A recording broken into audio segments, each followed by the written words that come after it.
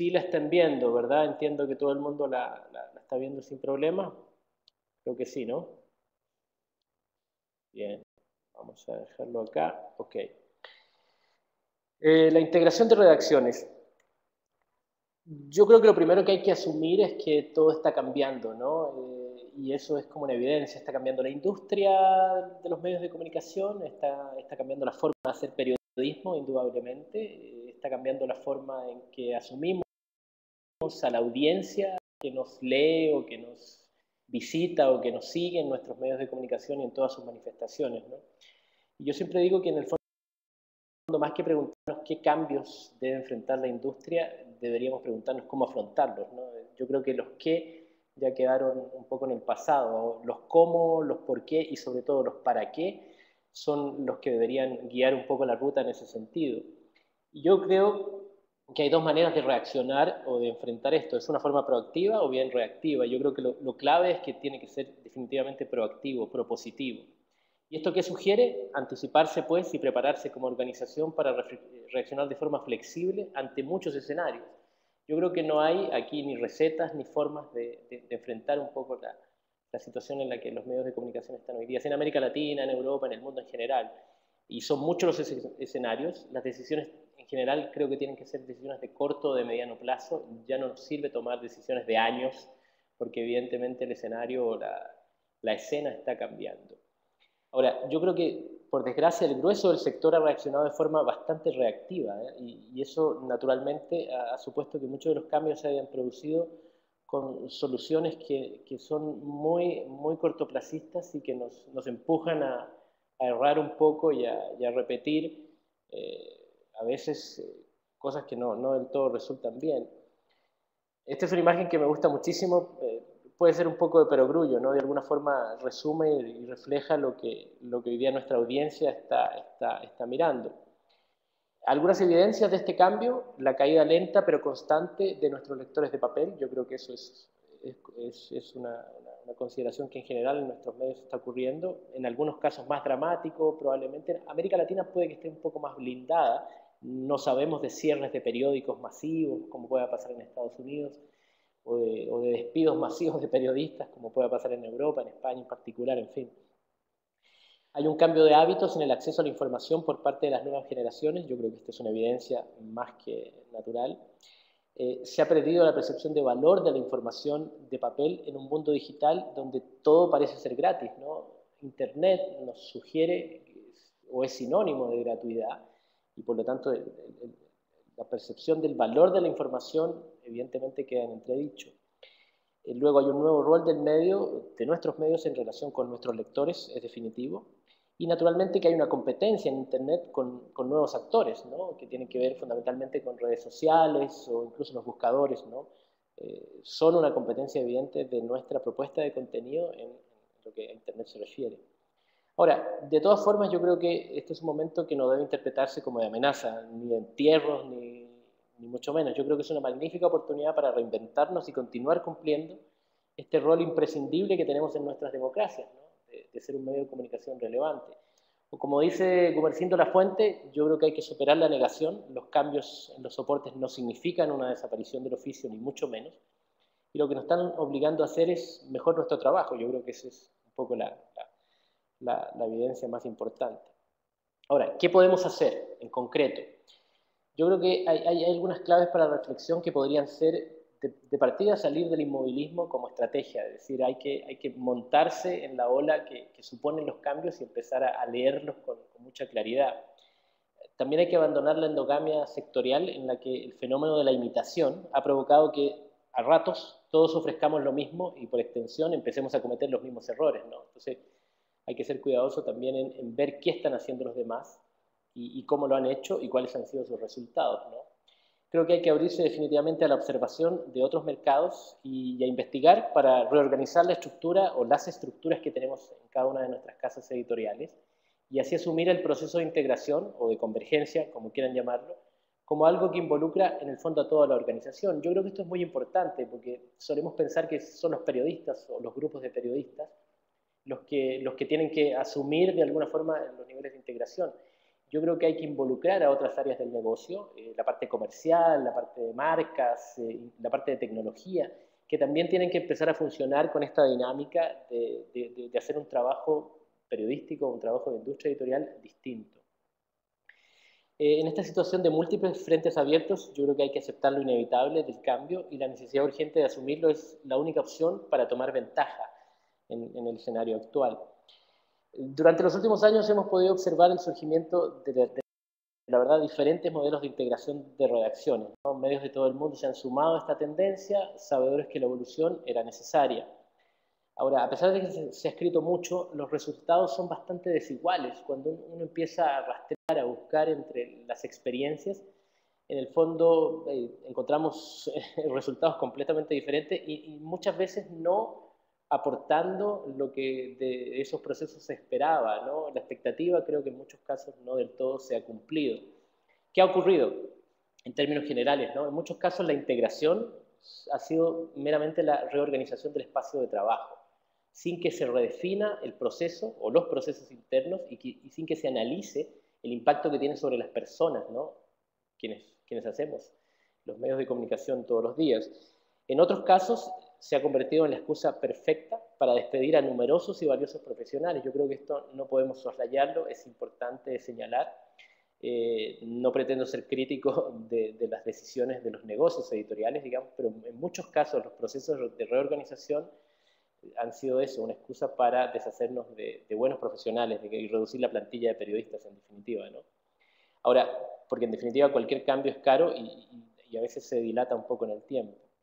Uno de los problemas más importantes ha sido la ausencia de herramientas de análisis, creo, que permitan medir el propio proceso de integración para luego establecer comparaciones basadas en mejores prácticas, ¿no? Yo creo que se suelen tomar decisiones a veces un tanto aceleradas y no se resuelve analíticamente qué es el mejor paso a dar en ese sentido.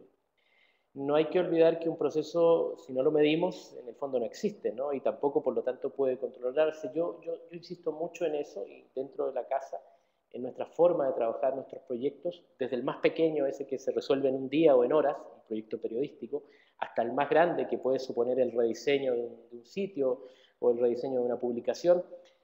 Todo debe seguir una lógica de medición. Aquí los periodistas nos metemos en la cabeza, digamos, algo que nunca en la vida, por lo menos a mí en mi generación, nos enseñaron en la universidad, que tiene que ver con trabajar proyectos en fases, ¿no? Y con ciclos de desarrollo, con entregas, con ciclos de innovación, de mejora continua, etcétera. Una serie de conceptos que yo creo que bien vale la pena asumir cuando se lidera un proceso de este tipo. Ahora bien, toda integración necesita evidentemente una dosis de radicalidad. Yo creo que aquí no podemos dejar esto de lado. Y en el fondo es un cambio suficiente para que se note que algo pasa. Es decir, si nos movemos de tal manera para dejar las cosas exactamente iguales, la verdad es que no vamos a obtener ningún resultado distinto, ¿no? ¿Qué es lo que qué proponemos nosotros o qué sugerimos nosotros para poder enfrentar este tipo de cosas? En primer lugar, yo creo que hay que romper con algunos mitos sobre la integración. En muchos casos se interpreta como un fin, como un estado perfecto, un final del camino, y la verdad es que no es así. Aquí lo que vale la pena recalcar es que se trata de un proceso, y valga pues, y no de un fin. En consecuencia, estamos en disposición de medirlo y por lo tanto de controlarlo. En segundo lugar, y esto es muy clave, no existe una receta única. De hecho, podemos hacer una foto del estado de madurez, y yo creo que esto es lo más recomendable, de cada medio en relación a la generación de información, edición, producción, comercialización. Ojalá todos los procesos que competen a la organización, hacer una foto, digo yo, es una forma metafórica, en el fondo, de tener un poco el flujo, decir en qué estamos, dónde vamos y a dónde queremos llegar. Y eso puede medir, o sea, eso puede permitir tomar las decisiones. Y es probable que no todas las áreas estén en el mismo estado de madurez. Puede ser que el área periodística tenga, no sé, mayor cercanía con lo que la integración se refiere, el trabajo planteado en otros términos, y a lo mejor el área comercial esté un poco más rezagada, o viceversa, en fin. Las áreas de tecnología de nuestras industrias, de nuestras empresas, también deben estar alineadas, digamos, en esa dirección. Yo creo que el objetivo es planificar de forma muy estructurada el cambio organizativo, y yo creo que hay tres pilares que determinan esto, y es un poco la propuesta que hemos hecho nosotros. Uno son las personas, otros son los procesos, y otra es la tecnología. La tecnología, la base tecnológica de la integración requiere que existan hoy día departamentos de TI mucho más evolucionados que los que hemos tenido en la actualidad, o que tenemos en la actualidad, o de los que hemos tenido en el pasado, ¿no? Con claros procesos y prácticas muy estandarizadas. Asimismo, debe haber una transición hacia la formación de estructuras que sean más pequeñas, ojalá muy flexibles y más descentralizadas, ¿no? Nos cuesta a veces movernos, las organizaciones editoriales, las casas editoriales muy grandes, a veces les cuesta mucho moverse, es mucha gente la que hay que mover, son muchos años haciendo las cosas de una misma manera, y yo creo que eso es muy importante y es sustancial. Esto es algo que yo he preconizado desde hace mucho tiempo. Los ingenieros, como yo les llamo, la gente de TI, la gente de tecnología, debe vivir en la redacción periodística, debe respirar ese caos creativo que tiene una redacción, ¿no? Así la defino yo. Yo creo que los periodistas por naturaleza somos caóticos y lo que pasa ahí en la redacción es eso, un caos. Pero tenemos la ventaja de que es un caos creativo, porque todos los días se genera información de valor y nuestras publicaciones se llenan de esa información de valor.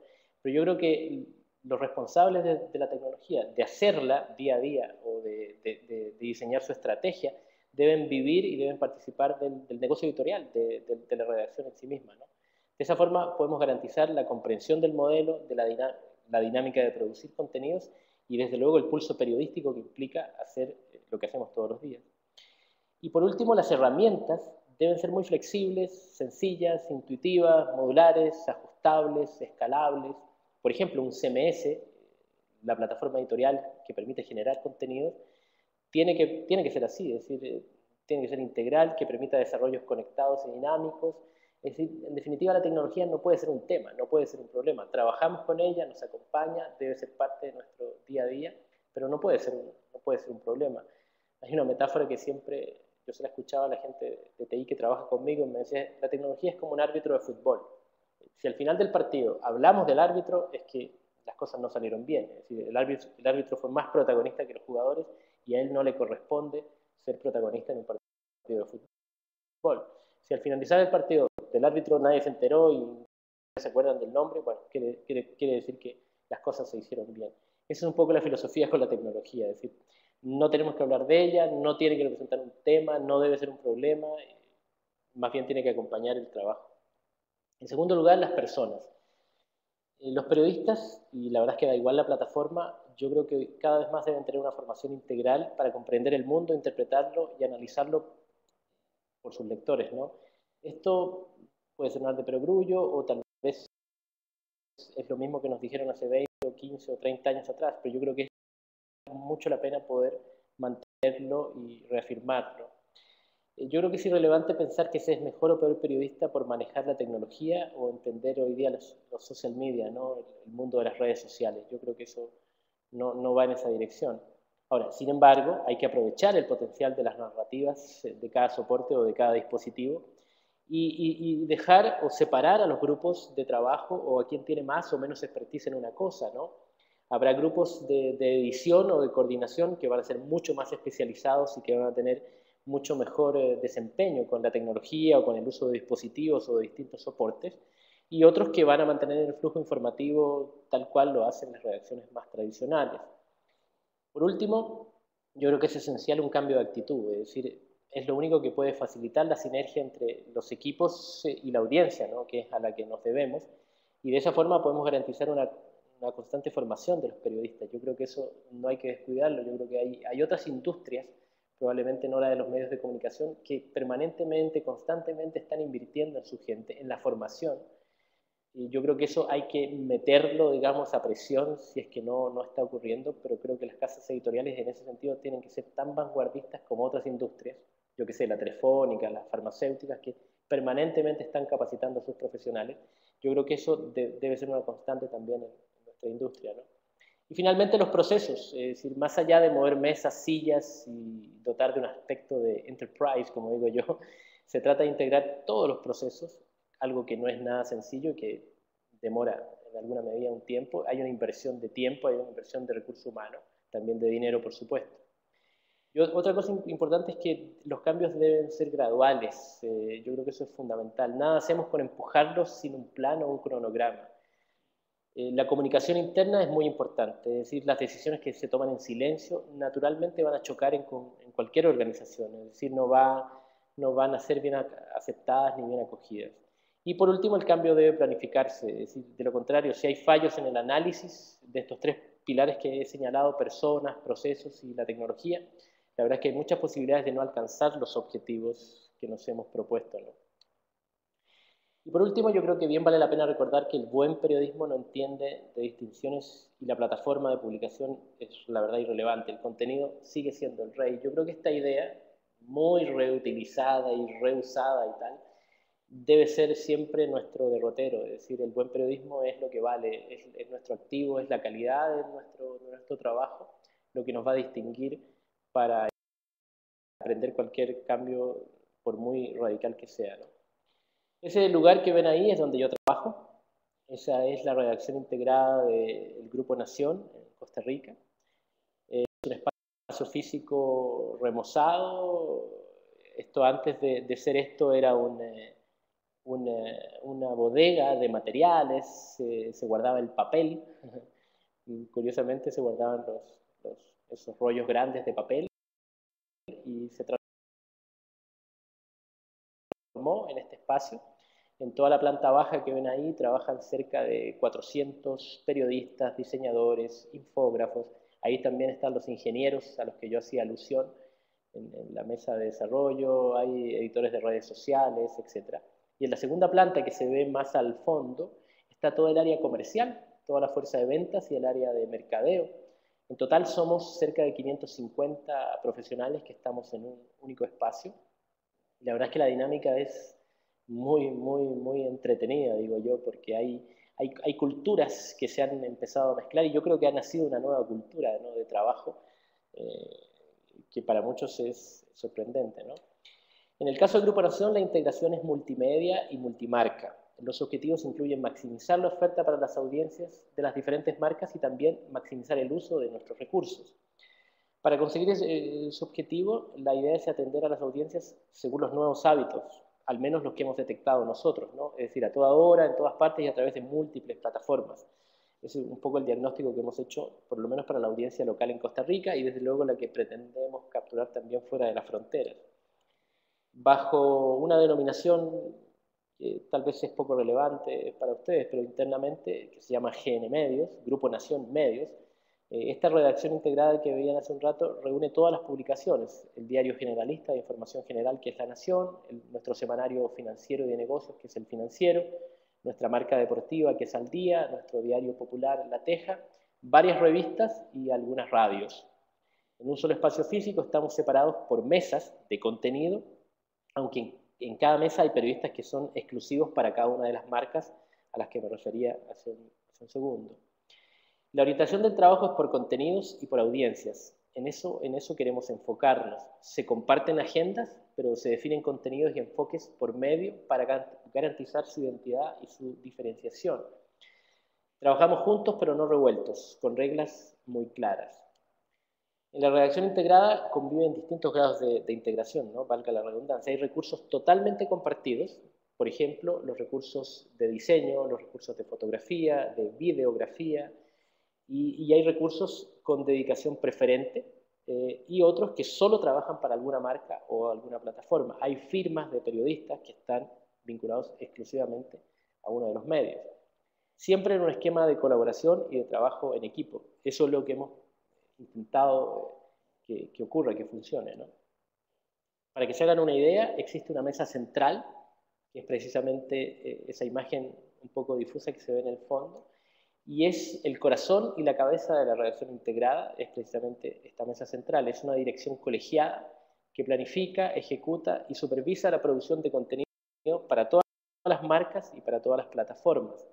Al frente hay un editor general y en esa mesa, junto a él, se sientan los directores de cada uno de los medios, un editor digital, que en este caso soy yo, y un editor del área de periodismo gráfico y audiovisual, conocido como PGA, que en el fondo lo que hace es agrupar a todo el área de diseño, de foto, de videografía, de infografía, y que le da servicio a todas y cada una de las marcas de la casa, ¿no? Luego hay dos mesas que las hemos denominado la mesa de actualidad y la mesa de ocio. En estas mesas el grueso de los periodistas son del diario generalista, de la cabecera de la casa, que es La Nación.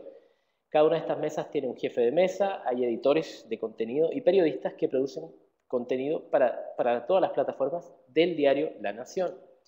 Luego tenemos una mesa de deportes. En esta mesa comparten el trabajo periodistas de los diarios La Nación, de la sección de deportes del diario La Nación y de nuestra marca deportiva, 100% deportiva, que es Al Día. Aquí ya se nota el primer grado de integración, digamos, de lo que, desarmando un poco el esquema anterior que teníamos que separaba a todas nuestras marcas, por eso, por medio, ¿no? Hay un jefe de mesa, quien además es el director de, en este caso, Al Día. Hay editores de contenido y periodistas que producen para todas las plataformas, tanto de La Nación como de Al Día. Tenemos una mesa de economía. En esta mesa comparten el trabajo los periodistas del diario La Nación, de la sección de economía del diario La Nación y de nuestro semanario El Financiero.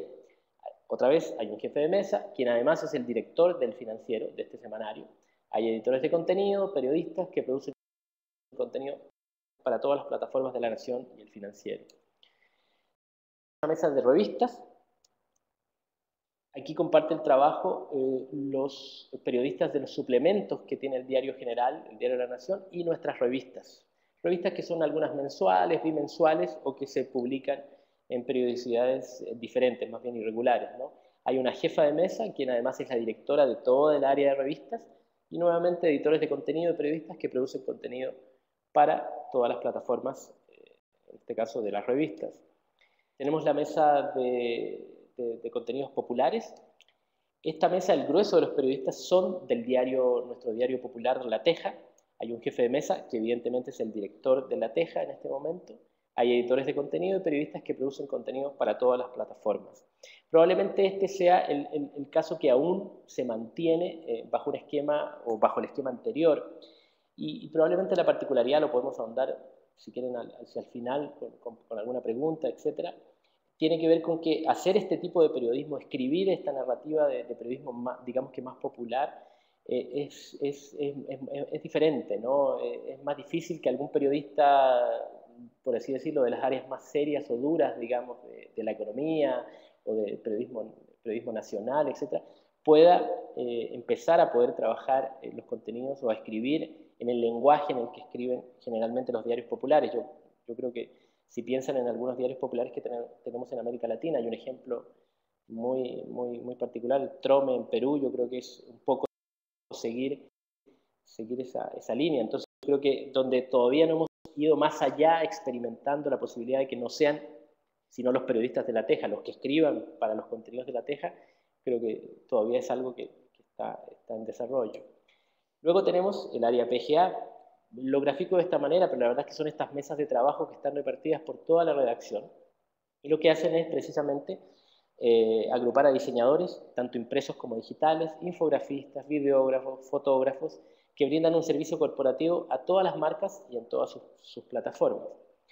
Luego está una mesa que se denomina Radar, que es un equipo de periodistas que monitorea, reportea y genera contenidos de última hora para todas las marcas, ¿no? En algunas oportunidades, muchos de esos trabajos también llegan a publicarse en las ediciones impresas, pero es una mesa que está permanentemente generando breaking news, ¿no? La noticia de última hora, que es factible que se publique en cada una o en todas las marcas que tenemos en la casa.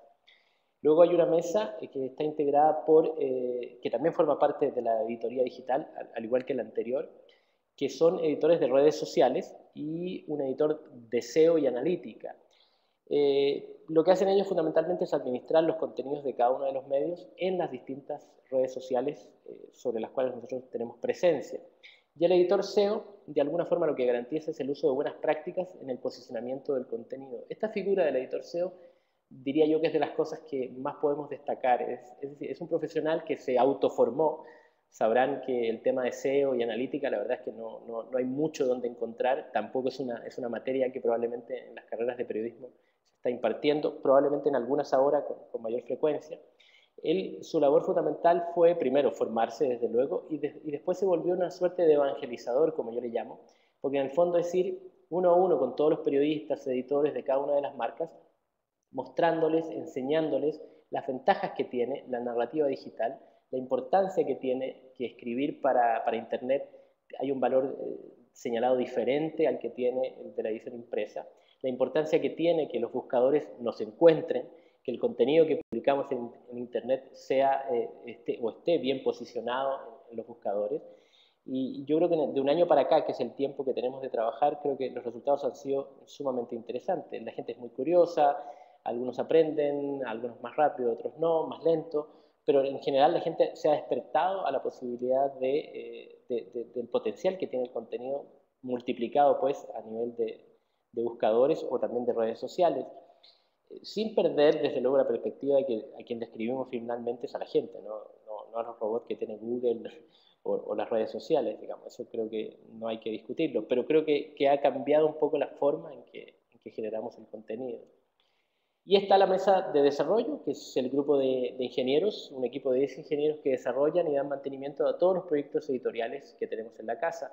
Nosotros tenemos una plataforma editorial única para todos los medios, y eso creo que es una ventaja sustancial. Es decir, todos los periodistas, no importa el medio, hablan el mismo idioma, usan la misma plataforma de administración de contenidos, y desde luego que eso facilita mucho las cosas. Lo que yo les decía hace algún rato, la tecnología no es tema en ese sentido, no debe ser un tema.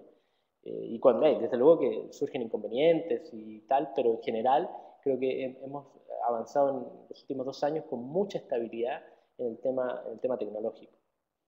Ese es el dibujo a grandes rasgos de cómo está compuesta nuestra redacción integrada hoy día. Hay, desde luego, y podemos dejarlo para ahora para las preguntas, hay mucha tarea pendiente, desde luego, hay muchas cosas que estamos ajustando. Este es un modelo que nos dejó una consultora que estuvo trabajando con nosotros 1 año aproximadamente, un modelo que se consensuó mucho con la propuesta que esta consultora tenía y que nos permitió, digamos, ajustar o tropicalizar, como dicen por acá, muchas de las decisiones o de los planteamientos que se hicieron. Y está en permanente ajuste, lo que yo decía también, esto es un proceso, no es un fin en sí mismo, o sea, no nos vamos a quedar así, probablemente habrá que ir haciendo otros ajustes, modificar algunos roles, algunas responsabilidades, en fin, más o menos es lo que hemos desarrollado hasta ahora. Así que si quieren, podemos dejar un espacio para que puedan surgir preguntas, me parece que puede ser interesante. Voy a quitar la presentación para ver si nos podemos ver. ¿Está viendo para abajo? Hola, Juan Pablo, si puedes, ¿Sí? vas viendo en el chat, creo que lo puedes ver. Claro, Y lo hay estoy viendo. algunas preguntas que te han hecho. Ok. Me voy a ir al comienzo entonces. Vamos a ver, ahí lo estás agrandando. Está en la pantalla. ¿Por qué le llaman la colmena? Ok, dice Jonathan, ¿qué hay sobre la agenda? ¿Cómo la deciden? ¿Quién, en qué plataforma la organizan? ¿Y cómo se adaptan a las coyunturas? Jonathan, hola. Yo creo que eso es es la dinámica del día a día, es probablemente lo que más nos reta, ¿no? Hay ciertos protocolos que seguimos. Hay una reunión de esa mesa central donde están, digamos que todos los directores, el editor digital, el editor de los contenidos gráficos y audiovisuales. En ese momento se comparte la agenda, tanto de los contenidos de la edición impresa del día siguiente, como de los contenidos que van a tener cobertura durante ese día en nuestras plataformas digitales. Sobre esa base, digamos, enterados todos, por así decirlo, se toman algunas decisiones. Si hay coincidencia de temas, la idea es consensuar los enfoques para que el diario o la marca deportiva profundice probablemente en los temas de la selección de fútbol y la sección de deportes de La Nación, que si bien no renuncia a publicar ese tema, lo aborde de una manera distinta, pero partimos de la base que nos estamos dirigiendo a audiencias que probablemente son distintas, aunque muchas de ellas se suplantan desde luego, pero eso nos permite, digamos, poder tomar decisiones en ese sentido. Problemas que hemos experimentado con toda transparencia, muchas veces una noticia de último minuto, de última hora, no nos da el tiempo para medir a qué marca o a qué medio asignársela. Y muchas veces hemos duplicado el contenido, es decir, una nota de economía importante, algún señalamiento del Banco Central del país, algún ajuste en el tipo de cambio, etcétera, alguna información económica relevante. Se ha publicado tanto en nuestro sitio de La Nación, en su sección de Economía, como en el sitio del Semanario Financiero. Y hemos duplicado muchas veces la información, lo digo, y eso es probablemente lo que más nos duele en esa coyuntura, porque el día a día, ustedes lo sabrán, son periodistas, a veces no te da mucho chance o mucho tiempo de tomar decisiones en frío, ¿no? Pero todo lo que podemos planificar, todo lo que podemos prever, lo prevemos, lo planificamos, lo organizamos, para que se gestione el contenido, para que se genere, para que se edite, para que se cure, para que se publique de la mejor forma. Naturalmente que la coyuntura muchas veces nos supera y nos empuja a tomar decisiones de último minuto. No recuerdo de este año y medio para acá que hayamos tenido así episodios dramáticos, digamos, por así decirlo, en términos periodísticos, que afecten mayormente nuestra credibilidad o nuestra presencia hacia la audiencia. Probablemente a lo interno sí, más de algún periodista dice, bueno, hey, me publicaron la nota y no me pusieron el crédito, mi nombre, replicaron el título y no me... en fin, desde luego que ese tipo de cosas nos pasan y yo diría que son parte un poco del ajuste, ¿no?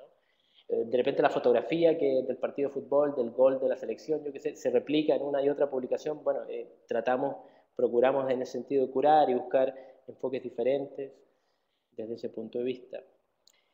César, Andrea Machán, ¿cómo lograron superar los celos entre la edición digital y la impresa? ¿Dirías que lograron integrar los equipos de trabajo? Yo tengo una frase, digo, yo creo que nosotros los periodistas somos la fauna entre todos los profesionales que más se adapta. Siempre termina adaptándose, después de mucho dolor o no, pero termina adaptándose. Celos entre lo digital y lo impreso, yo diría que cada vez menos. Con este tema de la convergencia o de hacer entender a nuestros periodistas o a nuestras redacciones de que el contenido hoy día se visualiza o debemos entregarlo en distintas plataformas, yo creo que ese tema lo superamos. Hay todavía un dejo de, digamos, menosprecio hacia el periodista digital, por así decirlo, respecto del periodista impreso, pero creo que es cada vez menos. Yo creo que la gente entendió, como digo yo, que la audiencia, la gente, se metió en la sala de redacción. Es decir, el periodismo en Internet hoy día nos da la posibilidad de que nuestros contenidos sean comentados en tiempo real. Si extendemos nuestros contenidos a las redes sociales, ni hablar la viralidad que van a obtener. Entonces yo creo que eso finalmente está volviéndose un tema dentro de nuestra redacción y los periodistas que perciben y valoran que su contenido digitalizado, llevado a las plataformas digitales, va a tener un alcance probablemente mucho mayor, que va a salir incluso de las fronteras del país. Yo creo que eso finalmente intercede o no en el ego de nosotros los periodistas y dice, bueno, efectivamente, mientras más gente me lea, mientras más audiencia tenga, yo creo que evidentemente va a mejorar el trabajo que estoy haciendo o me va a permitir mejorarlo, pues. En algún momento alguien decía por ahí, esto de las redes sociales son un aliado, ¿no? Yo creo que sí, de alguna manera. Un periodista que hoy día tiene seguidores en su cuenta de Twitter o tiene muchos fans en su página de Facebook, se vuelve un activo relevante para incluso la casa editorial, ¿no? Algún periodista español me decía, va a llegar un momento en que uno como periodista va a ir a negociar un aumento de salario con el director y le va a decir, vea, yo soy fulanito y tengo tantos seguidores en Twitter y tantos seguidores en Facebook, y la verdad es que si yo me voy de acá, ellos se van conmigo. Entonces, si esa audiencia que a usted le interesa tener, bueno, es valioso, ¿no? ¿Quién sabe? ¿Llegará ese día? Entonces, probablemente sí. Yo creo que hoy día los celos se han reducido. Hemos tratado de que todos los periodistas entiendan que son capaces de poder generar contenido en todas las plataformas. Hemos reducido el tema de que la tecnología sea eso, un tema.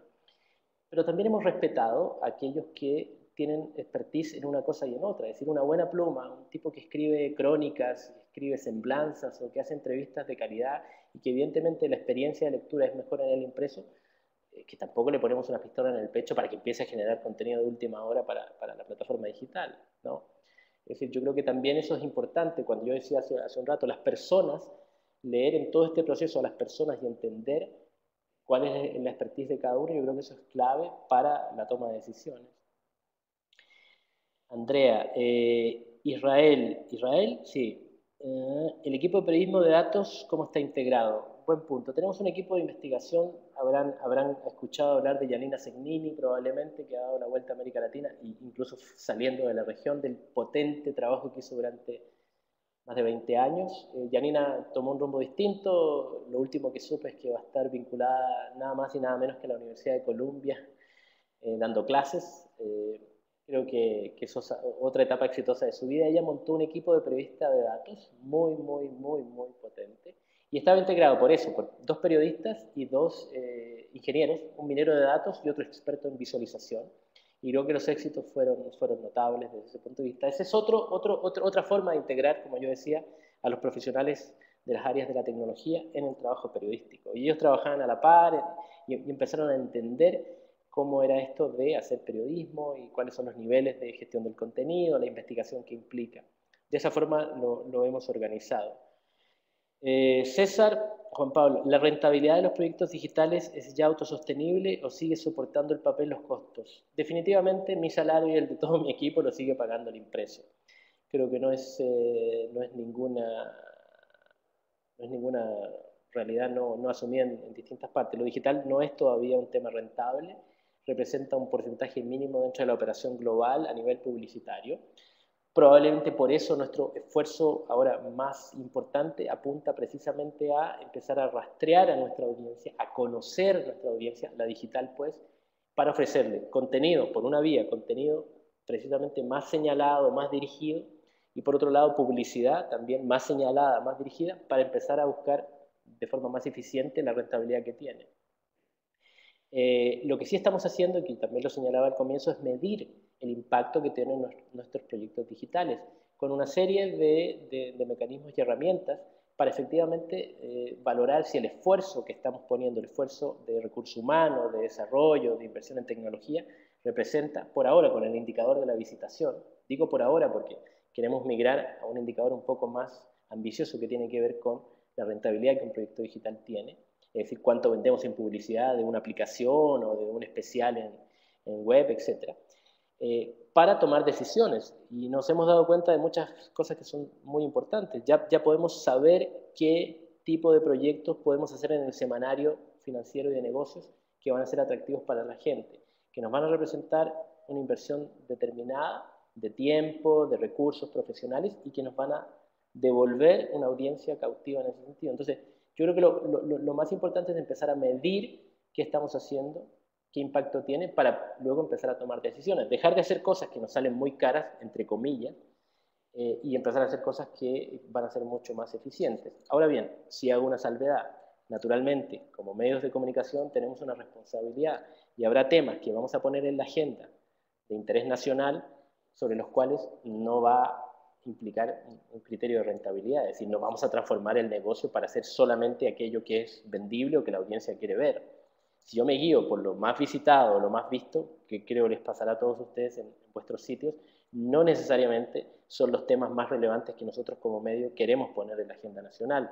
Entonces, tampoco se trata de renunciar a eso y volvernos de alguna forma o ser secuestrados por lo que el mercado, digamos, puede decir en términos publicitarios o porque la audiencia, por su interés o su visitación nos vaya a decir. Vamos a mantener siempre una línea editorial porque, como lo dije hace un rato, el contenido sigue siendo el rey y sobre él debemos seguir trabajando. ¿Qué están haciendo en Web TV? Me pregunta JP Rotti. En Web TV solamente estamos trabajando a nivel de videos, subiéndolo en nuestros sitios. Tenemos un proyecto de Web TV no desarrollado, no implementado. La respuesta sería, estamos en proyecto, o sea, no tenemos nada concreto que podamos ofrecer por ahora. Pero sí lo tenemos en el radar, tenemos muy claro lo que representa lo audiovisual hoy día en Internet y sobre eso también queremos avanzar. Yalitza, Linares, una de las directoras de la Mesa Central de la Relación Integrada de Cadena Capriles en Caracas. Soy la directora de producto. ¿Cómo lidian con la competencia entre los directores de cada marca por las exclusivas? Veo que prescindieron del director de contenidos y de producto del modelo de innovation. ¿Por qué? ¿Cómo lidiamos con la competencia entre los directores de cada marca por las exclusivas? Hay un editor general, creo que ha hecho su rol, digamos que de forma efectiva. Creo que él ha dirimido de alguna manera aquellas decisiones más candentes, por así decirlo. Recuerdo alguna particular con la temática deportiva. El director de nuestra marca deportiva señalaba que si la foto que ese día habían llevado ellos en su portada y que era la misma que el diario generalista había llevado, era prudente que lo hiciera así, si la marca deportiva era, bueno, eso, una marca deportiva que podía privilegiar aquellos temas deportivos. Se generó una discusión interesante, creo que se zanjó en favor de la marca deportiva, más el diario generalista no renunció evidentemente a tener la información publicada, y creo que tiene que ver con eso, digamos, la posibilidad de dialogar, conversar. No digo que siempre estemos de acuerdo, siempre hay celo periodístico, mi tema es mi tema. Yo creo que en ese sentido, bueno, mira, particularmente la semana pasada hubo un anuncio importante de una transnacional Intel que precisamente anunció su salida de Costa Rica, y fue una noticia naturalmente de mucha importancia y relevancia. Y en ese momento la marca, el semanario económico, había obtenido primero la información y se respetaron efectivamente todo lo que se había planteado en esos términos. Entonces el semanario fue quien primero publicó en su sitio web la información, y el resto, digamos, a partir del día siguiente pudieron empezar a hacerlo. Este tema de las exclusivas es relativo, ¿no? O sea, es difícil hoy día conceptualizarlo. Yo creo que para nosotros al menos la exclusiva tiene sentido en la medida que es un tema que nosotros hemos obtenido, hemos investigado, y forma parte de la agenda, digamos, casi generada. Cuando una fuente te dice, no, esto se lo digo solamente a usted, es una exclusiva, ya dejamos de creer en eso, digamos, de alguna manera, porque la verdad es que eso se vuelve demasiado frágil, ¿no? Creo que hemos dado un paso interesante en creer que las exclusivas solamente se pueden reventar o explotar en nuestra edición impresa. Hemos avanzado de manera interesante en ese sentido, y logramos que muchas veces, si un tema lo sabemos a las 10 de la mañana, no nos vamos a esperar, qué sé yo, 14, 12, 16 horas para publicar. Evidentemente lo hacemos en nuestros portales digitales. Y otra cosa interesante que hacemos es, hacia el final del día, lanzar en nuestros sitios digitales abrebocas de lo que al día siguiente va a traer la edición impresa, mucho más ampliado y mucho mejor desarrollado. ¿Qué tanto impacto tiene es César, en que adelanten las notas en la web y al día siguiente va a papel? Esto no resta lectores del impreso, gracias.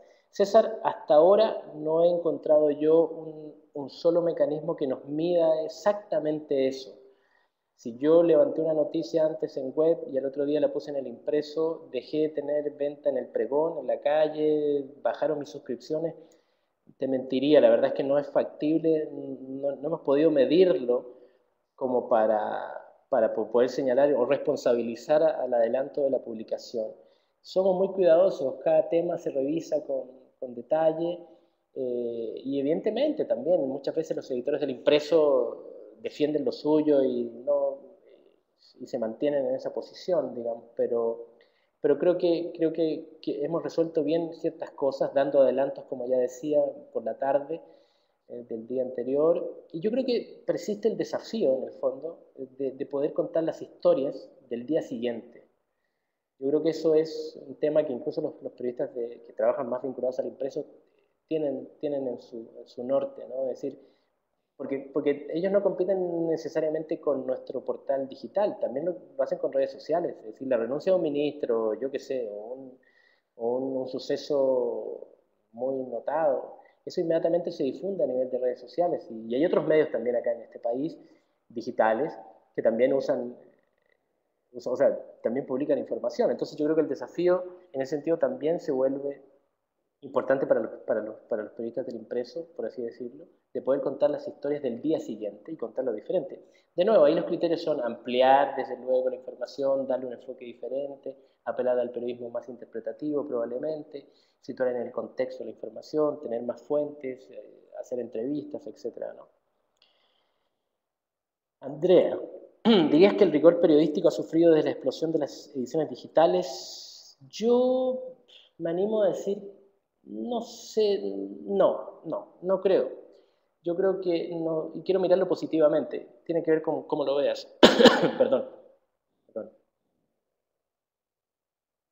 Creo que lo que nos puso encima es un desafío de precisamente sostener y mantener ese rigor periodístico. Me acuerdo que cuando empecé en esto, en digital siempre se decía, primero publico y después corrijo. Sí me explico, ¿no? La facilidad que tiene hoy día de publicar una información y bajarla y volver a subirla para corregir aquello que que hicimos mal. Creo que era una tentación que, en el caso particular de la casa, nos llevó a cometer un par de errores garrafales, digamos, que por un lado nos agenciaron alguna crítica, incluso nos ganamos un hashtag que se hizo muy popular.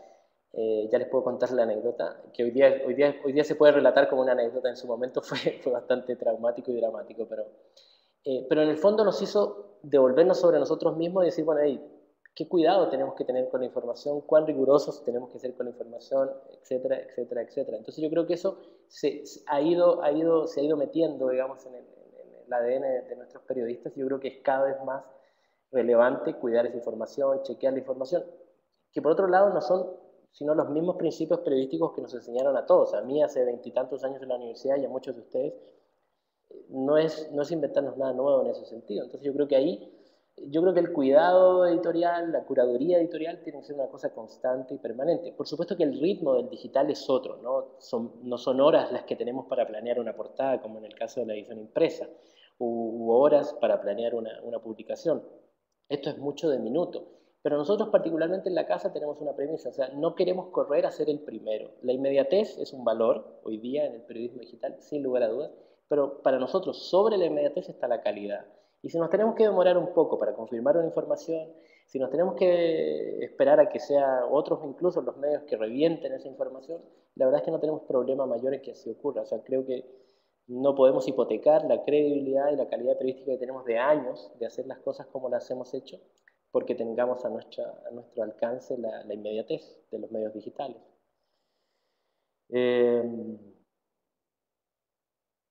Miguel desde Perú, dos consultas. En redes sociales es un equipo exclusivo, efectivamente es un equipo exclusivo, son 5 editores o community manager que administran todas nuestras plataformas en redes sociales. El fenómeno de Facebook en Costa Rica es muy particular, no así el de Twitter. Como digo yo, en Facebook está toda la gente, en Twitter solo estamos los periodistas, al menos en Costa Rica.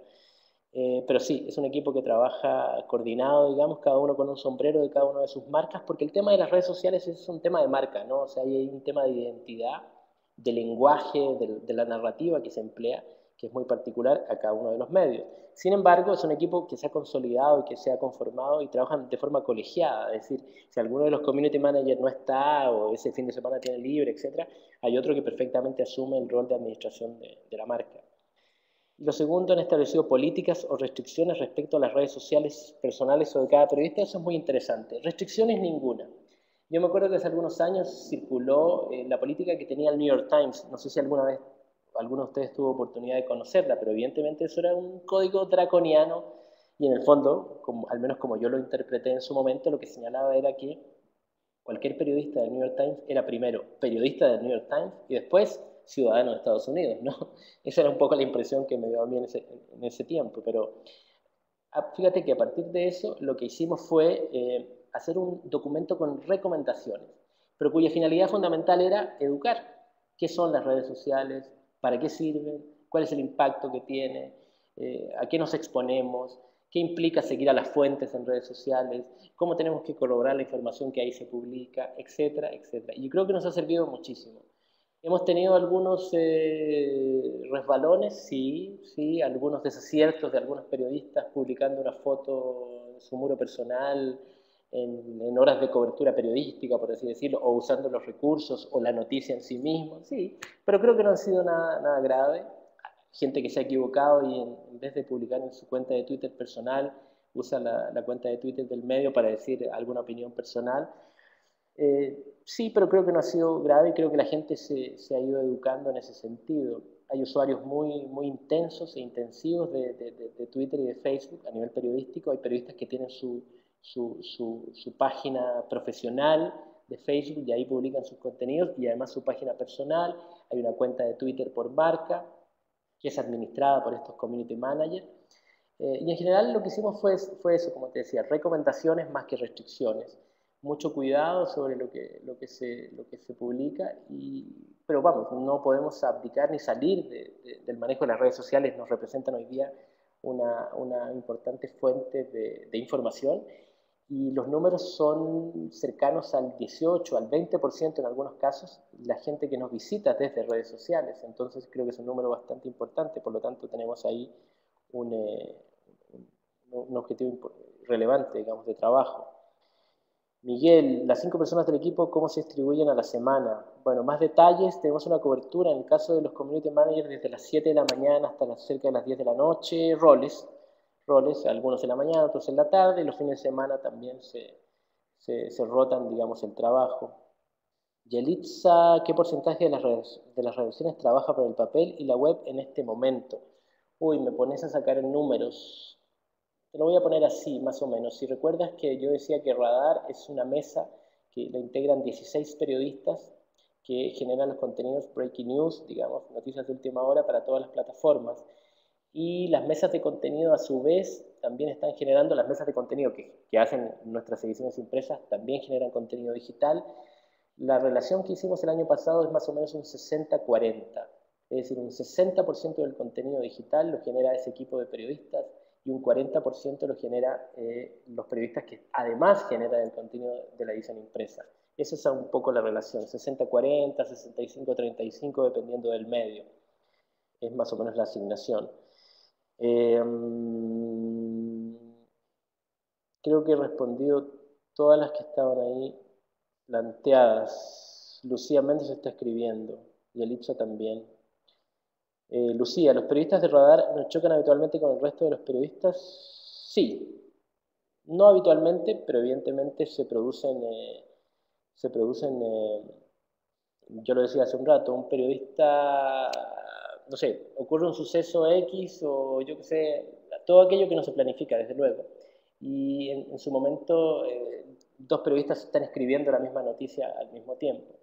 Hemos logrado bajar un poco ese tipo de incidencias a punta de comunicación, es decir, finalmente en este espacio que ustedes veían en la foto, no hemos dejado de hacer lo que hemos hecho toda la vida en las redacciones de periodistas, ¿no? Que es gritar y decir, bueno, ¿quién tiene la nota? ¿Quién la sube? Yo la tengo, no, yo me quedo con ella, etcétera, ¿no? O sea, aunque suena un poco peculiar, digamos, pero creo que es la mejor forma de comunicarnos. Entonces, no hemos limitado para nada ese tipo de cosas. Tenemos un documento compartido donde se elaboran las previsiones de cada día, cada marca sabe lo que va a publicar, a su vez este radar sabe lo que cada marca va a publicar.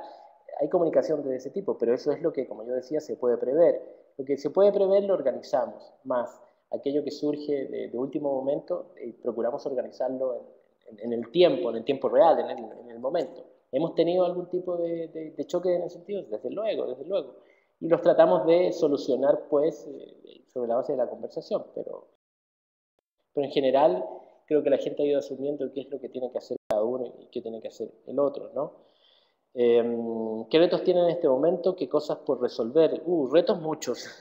Cuestiones por resolver, creo que algunas importantes. Creo que a nuestro radar, a esta mesa de generación de contenido, debemos mejorar la edición periodística, la curaduría del contenido. Creo que eso es un reto que merece la pena revisar. No nos hemos guiado por el volumen del contenido, apostamos por la calidad, desde luego, pero eso naturalmente necesita de gente que procure hacer esa calidad. Yo decía en una de las filminas pasadas que es importante asignar dentro de estos procesos de integración los roles que corresponden. Habrá gente que genera contenido, sí, habrá gente que lo edita, sí, otra gente lo publica. Yo creo que eso es sumamente importante de tener en consideración. En un momento apostamos a que los editores, los clásicos editores de la edición impresa, también se hicieran cargo de la edición de ese día a día o de ese minuto a minuto.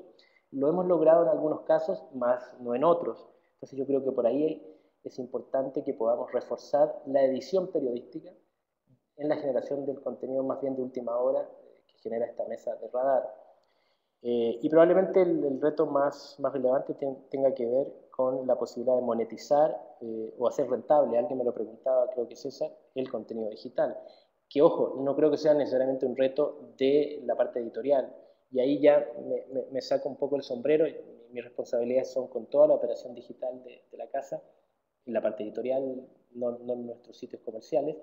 Y en eso estamos trabajando, en buscar las opciones de monetizar el contenido digital, darle mucho más valor al contenido digital y en este momento mirando mucho lo que están haciendo otros, revisando lo que han hecho otros, aprendiendo de esos errores, pero con un objetivo, que es conocer la audiencia.